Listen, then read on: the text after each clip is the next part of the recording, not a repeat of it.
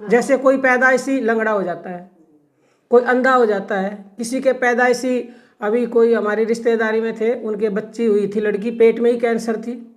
क्यों भाई? कर्म ऐसे किए, कर्मों के अनुसार कर्मों का फल मिलना है। कर्मों का फल मिलता है, सबको मिलता है, ये सब जानते हैं, सब जानते हैं। आज जो इंसान दुखी है वो किस लिए दुखी है? फल की वजह से दुखी है। आपको नहीं पता, आपके कर्म बन गए, ये बने हुए हैं। तो कर्म कैसे कटे? कोई तरीका तो होगा कर्मों को काटने का। लोग कहते हैं कर्म तो भोगना ही पड़ता है, ये तो हम भी कहते हैं कर्म भोगना पड़ता है, भोगना पड़ता है। उन लोगों को तो पूरा ही भोगना पड़ता है जो भगवान से नहीं जुड़े हैं।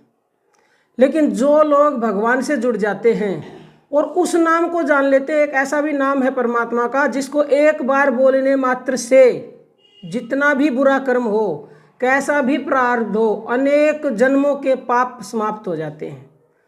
पाप मतलब कर्म जो आपने आज नहीं अनेक जन्मों में किए, पिछले हजारों में, करोड़, पता नहीं कितने जन्म आप ले चुके हो। आप ब्रह्मा, विष्णु, महेश, कृष्ण, राम, शिव, सब कुछ बन चुके हो आप। कीड़ी मकोड़ी 84 लाख योनियां होती हैं, तो आप सब कुछ बन चुके हो और आपके न जाने कितने जन्म हो चुके हैं। तो भगवान का जो नाम है उसी नाम को जानोगे आप सत्संग से। सत्संग से शुरुआत है। सत्संग है मान सरोवर, सभी सुखों की खान बंदे। और सत्संग से ही मिलते हैं सचमुच ही भगवान बंदे, सचमुच ही मिलते हैं। जहाँ ही लग जाता है, एक होता है भी का मतलब थोड़ी कन्फ्यूजन है अभी चीज़ में, पक्की नहीं है, गारंटी नहीं है, लेकिन ही लग गया तो वो बात जो है पक्की होगी 100%। तो आपको सचमुच ही भगवान मिलेंगे सत्संग से। लेकिन शुरुआत तो आपको करनी पड़ेगी। कहीं भी जाना है आपको, यहाँ से आपको बम्बई जाना तो घर से तो निकलना पड़ेगा ना। घर पे बैठे रहे तो कभी जा ही नहीं पाओगे, पहले घर से निकलो। उसके बाद भी रास्ता पता होना चाहिए, उसके बाद भी निरंतर चलते रहने चाहिए। चाहे आप साइकिल से भी जाओगे, चलते रहे तो कभी ना कभी तो पहुँच ही जाओगे, पैदल भी पहुँच जाओगे। मतलब कहने का ये है कि निरंतर चलोगे, चाहे भला ही धीरे चलो तो पहुँच जाओगे। तो निरंतरता बहुत ज़रूरी है। सत्संग सुनो, प्रवचन सुनो, किसी के भी सुनो, क्योंकि सत्संग से बढ़कर कुछ नहीं है। जब भागवत की कथा सुनाई गई थी परीक्षित जी को, 1 सप्ताह की कथा आपने भी बहुत बार सुनी होगी। आप ये जानते नहीं, आपने सुन बहुत बार ली होगी कि वो कथा क्या है। वो कथा अमृत है, वो सत्संग रूपी कथा अमृत होती है। तो देवताओं को जब ये पता चला कि सुखदेव मुनि कथा सुनाएंगे 7 दिन की, तो उनके मन में लालच आया कि हम कथा श्रवण करेंगे। तो उनके पास क्या होता है? देवताओं के पास अमृत होता है, वो अमृत का पान करते हैं। तो अमृत का कलश लेके और चले गए सुखदेव मुनि के पास। तो कहने लगे कि ऋषिवर, आपसे प्रार्थना है, आप ये अमृत कलश ले लो, ये अमृत कलश उसको दे दो परीक्षित को, और उसके बदले में हमें जो है कथा अमृत है वो सत्संग हमें सुना दो। मतलब देवता भी चाहते थे कि हमें सत्संग रूपी कथा अमृत मिले और बदले में भलाई हमारा अमृत ले लें। लेकिन ये तो पात्र को मिलती है। तो सुखदेव मुनि ने उनको अपात्र समझकर उनका मजाक उड़ा दिया और कहा कहाँ कांच और कहाँ हीरे। मतलब देवताओं को कांच कह दिया गया और उनको कथा नहीं सुनाई। वो तरसते रहे, हाथ जोड़ते रहे, विनती करते रहे। तो ये जो सत्संग है ये पात्र को ही सुनने को मिलता है, जिसके लिए तुलसीदास ने ये भी कह दिया है कि धनदारा सुत लक्ष्मी पापी के घर भी हो, और संत समागम हरि कथा तुलसी दुर्लभ दोए।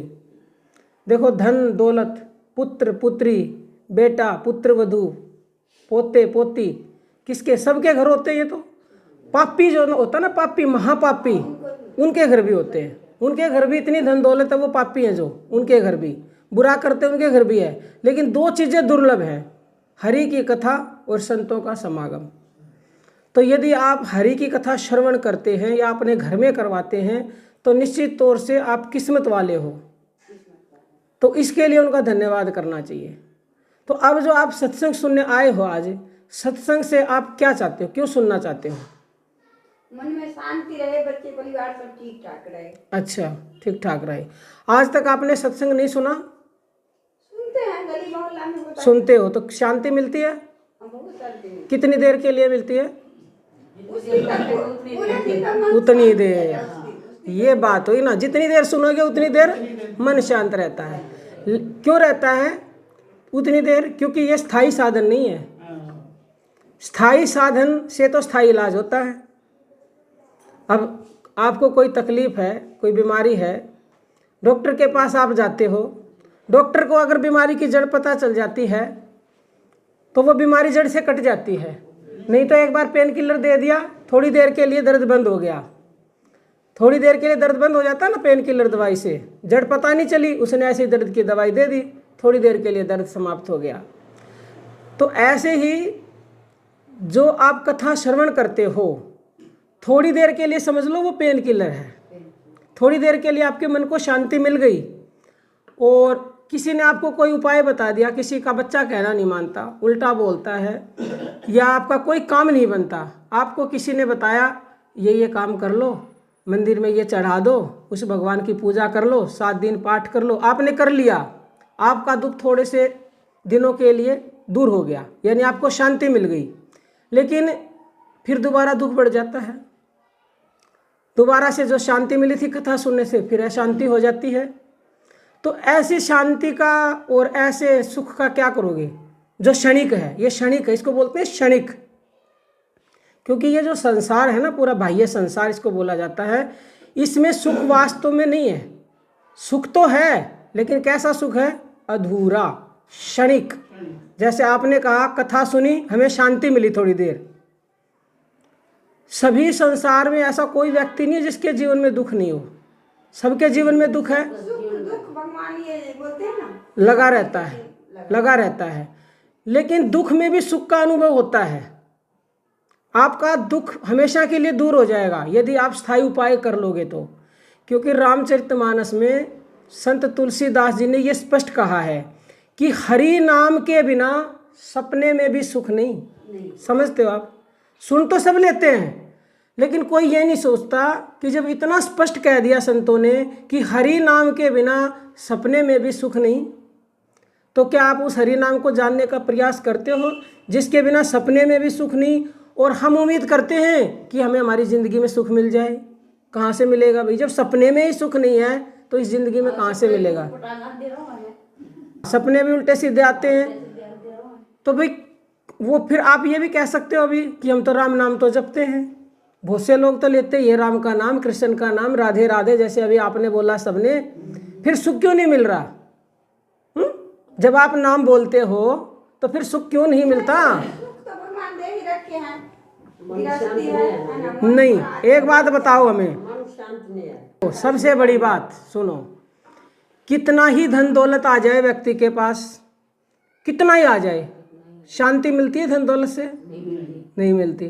तो शांति चाहिए ना आपको, तो वो शांति राम नाम से मिलेगी। धन दौलत तो आनी जानी चीज़ है, कितना ही कमा लो कोई अंत नहीं है। और अंत समय में पता चलता है कि जिस धन दौलत के लिए अपना शरीर बर्बाद कर दिया, तुम्हें कोई पूछता भी नहीं है। तो क्यों ना अभी समय रहते उस राम नाम को जान लो जिसके जानने से स्थायी सुख मिलेगा, स्थायी शांति मिलेगी, स्थायी आनंद मिलेगा। क्योंकि राम नाम तो आप अभी जपते हो। भगवान के जो है ये गुणवाचक नाम है, राम, कृष्ण, दुर्गा, शिव, हनुमान जी, ये गुणवाचक नाम है, उनके गुणों का वर्णन करने के लिए। क्योंकि नाम ही नहीं कोई रखा जाएगा तो कैसे महिमा गाई जाएगी? तो इसलिए जो वो एक परमात्मा है उसके ये सब रूप हैं, उसके ये सब अवतार हैं, ताकि लोग इनके सहारे लग जाएं और अलग करके उसको मानने लग जाएं। तो अगर इनको आप पूजोगे, पहली बात तो इनको भी तरीके से नहीं पूजा की जाती इनकी भी। जब आप कभी करते हो घर में मंदिर में पूजा, तो कभी आपने गौर किया होगा 5 मिनट आप अगर वहाँ बैठते हो तो मन कहाँ रहता है आपका? 5 मिनट में 5 मिनट वहाँ रहता है किसी का भी मन? गारंटी है 5 मिनट अगर किसी का मन वहाँ टिक जाए ना, तो जो चाहो वही तुरंत मिल जाए। ये मन नहीं टिकता, क्योंकि मन को टिकाने का सही रास्ता ही नहीं बताया किसी ने। जब आपको कोई बताएगा कि भाई ये रास्ता है, मन यहाँ शांत होगा, ऐसे टिकेगा, तभी तो आप टिकाओगे ना। कहीं किसी ने बताया आज तक कि मन ऐसे टिकता है भगवान में? इतनी कथाएं सुन ली होगी, सब कोई 30 साल का, कोई 40 का, कोई 50 का है, कोई 70 का है। किसी ने बताया है कि मन भगवान में कैसे टिकेगा और स्थायी शांति मिलेगी? क्योंकि आज जो है ना, बाबाओं ने अपनी दुकानें खोल रखी हैं, चढ़ावा मांगते हैं, कह के मांगते हैं। तो ऐसे गुरुओं को नरक में भी जगह नहीं मिलती जो कह के मांगते कि मेरे को चढ़ावा चढ़ा दो, ये दोगे तो तेरा भला होगा, नहीं तो तेरा बुरा हो जाएगा। ऐसे भी लोग कहते हैं, बोलते हैं ना, और रास्ता सही दिखाते नहीं है। अब आपको कहीं जाना है, मैं आपको गलत रास्ता बता दूं तो भटकते रहोगे आजीवन, कभी पहुंच ही नहीं पाओगे। तो ये मन को भी किसी ने सही रास्ता नहीं दिखाया। अब आपके घर में बच्चा होता है पैदा, उसको आप अच्छे संस्कार देते हो ना, वो गलत रास्ते पर चला जाता है तो उसको भी आप समझाते हो। तो इस मन को भी समझाओ, कोई समझाने वाला हो, बताने वाला हो, तो ही आप उसे बताओगे ना। पहले तो आपको ही नहीं पता, आपको ऐसे गुरु की आवश्यकता होती है जो सही मार्ग बताए। कहीं भी जाना होता है तो मार्ग बताने वाला तो चाहिए ना। अरे वस्तु कहीं ढूंढे कहीं किस भी आए हाथ, और वस्तु जहाँ ढूंढे वहाँ तो तुरंत ही आए हाथ। तो बताने वाला सही हो, जहाँ वस्तु हो तो वहाँ वो फिर तुरंत ही ढूंढ लेता है। एक होता है ध्यानात्मक नाम, 2 तरह के नाम होते हैं, और एक ये होते हैं गुणवाचक। ये जितने भी नाम हैं भगवान के, जो 24 अवतार हुए हैं, ये सब गुणवाचक नाम हैं। इनसे आपको स्थायी शांति नहीं मिलेगी, मिलेगी शांति क्षणिक, क्योंकि आप लोगों ने सही रास्ता ही नहीं चुना है। अगर आप इच्छुक होंगे जानने के, तभी उस नाम का बताया जाता है जिस नाम को जानने मात्र से मुक्ति मिल जाती है। जिसके लिए संतों ने कहा कि कोटि नाम संसार में ताते मुक्ति न होए, और आदि नाम जो गुप्त जप और बूझे बिरला कोय। जितने भी कोटि नाम है ना, मुक्ति नहीं हो सकती, किसी का जप कर लेना कदापि। आप मुक्ति चाहते हैं या 84 में आना चाहते हैं वापिस? क्या चाहते हो? मुक्ति चाहते हो? तो मुक्ति का तो एक ही रास्ता है बस, जो आपको बताया जाएगा अगर आप रोज सुनने आओगे तो। क्योंकि ये ज्ञान पात्र को दिया जाता है, पात्र को, जो जिज्ञासु होता है। क्योंकि ये वो ज्ञान है, इससे व्यक्ति जो चाहे वो कर सकता है। ये किसी अपात्र के हाथ लग जाए, वो क्या करेगा? विध्वंस करेगा। क्योंकि उस राम नाम में वो शक्ति है, एक बार ये बोल दिया जाए कि मुझे ये वस्तु चाहिए तो तुरंत मिलती है।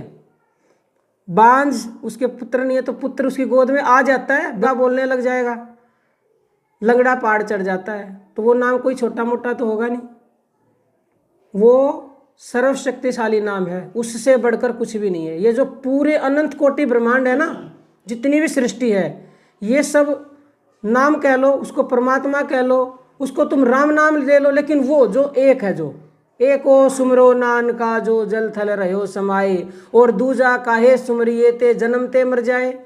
तो वो एक जल थल हर जगह समाया हुआ है।